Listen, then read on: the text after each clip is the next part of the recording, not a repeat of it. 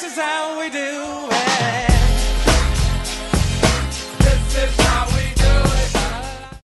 Hi, I'm Mark from Closet M, and today I'm going to demonstrate how we measure our men's pants. We sell a lot of pants, and we take a lot of measurements, and I only think it's right to show you how we do it.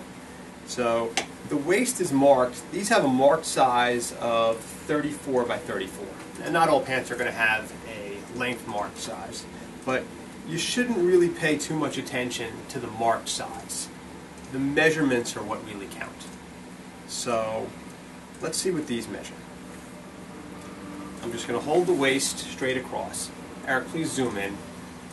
Now, these are pretty close to true to size. They measure, it goes to about 35 inches, but that's on the outside. The interior measures, we're at about 34 and a half.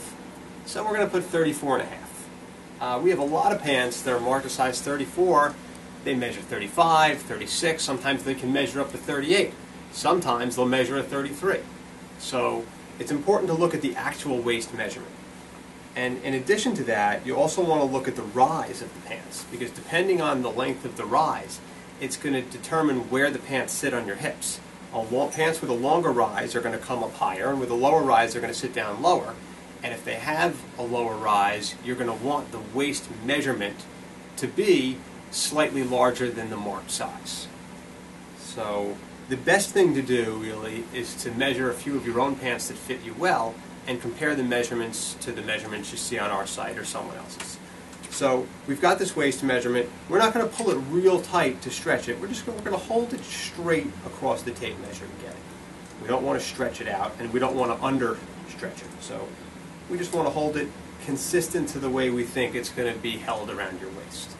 Now we're also going to look at room to let out. There's two things that we look at.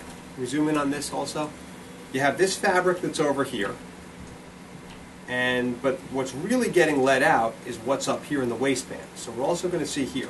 There could be, the length of the fabric here is 2 1/4 inches. And up here we've got, between the two sides, I've got 2 1/2 inches on the waistband. But I'm not going to want to let it out all the way. So if I see something like this and it has 2 1/2 inches, I'm probably going to back it up to 1 3/4 or 2 inches. I'm not, depending on how over or under 2 1/2 inches it is. I don't really want to leave much less than 3/4 of an inch to remain. Now the inseam of the pants, well actually while we're up here, why don't we do the rise. The rise of the pants is done from the crotch seam, where all 4 seams meet, below the zipper, and the top of the fly. Now these measurements can be inconsistent depending on the pants, because the crotch seam isn't always in the same place, and it's not always going to fall exactly the same, but it should give you a general idea of how they're going to fit and how they compare to your pants. Now these have a 12-inch rise.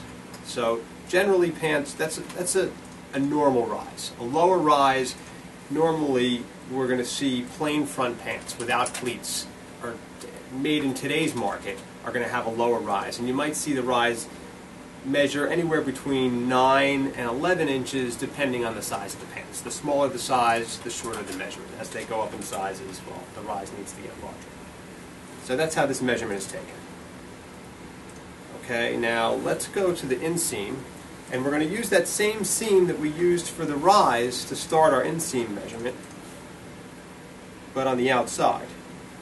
And it's the inner seam on the pant leg. And we're going to hold the pants straight across the tape measure.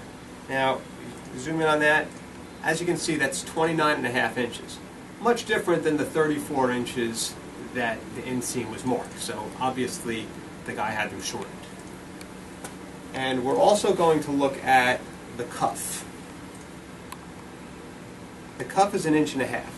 Now with a cuff, generally the easiest way to make a cuff is to fold the material all the way down.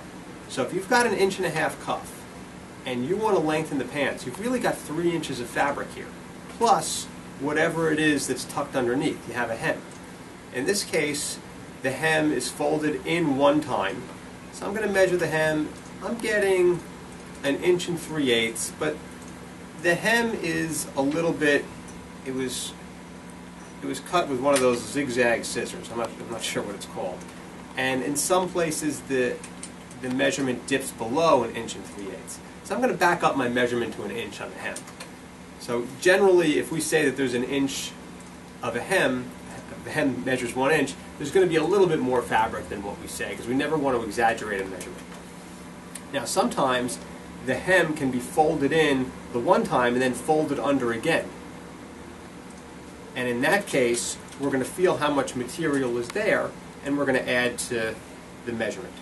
So here we have a 29.5 inch inseam with 1.5 inch cuff, and we're going to say a 1 inch hem. So I'm going to add 4 inches to the total inseam. If I'm considering lengthening the pants, I'm going to say, okay, I've got 3 inches in the cuff, I've got 1 inch in the hem. That gives me 33.5 inches. I've got a lot of room to work with, so I can make the inseam considerably longer. Plus, a lot of times you can still keep the cuff. This material does not need to be folded down all the way to make a cuff. You just need to have the appearance of a cuff. This is just the easiest way to do it. You can do what's called, sometimes it's referred to as a false cuff, where the fabric is just folded down like a 1/2 inch. Some people refer to it as a French style cuff.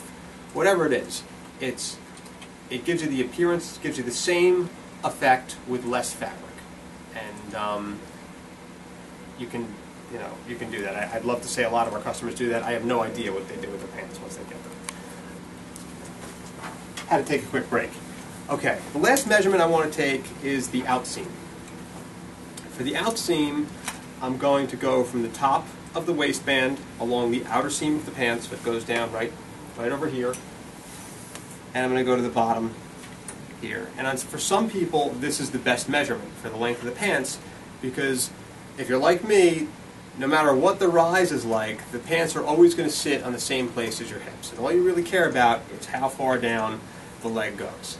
And if the rise, since there's always going to be a variance in the rise of the pants, this is the most accurate measurement for me.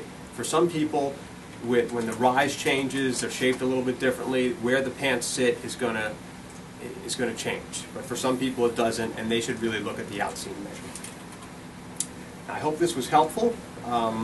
We have a few different people measuring, and we all learned the same way, and we try to do everything as consistently as possible. If you have any questions about any of the items that we're selling, please feel free to send us an email. Thanks for watching.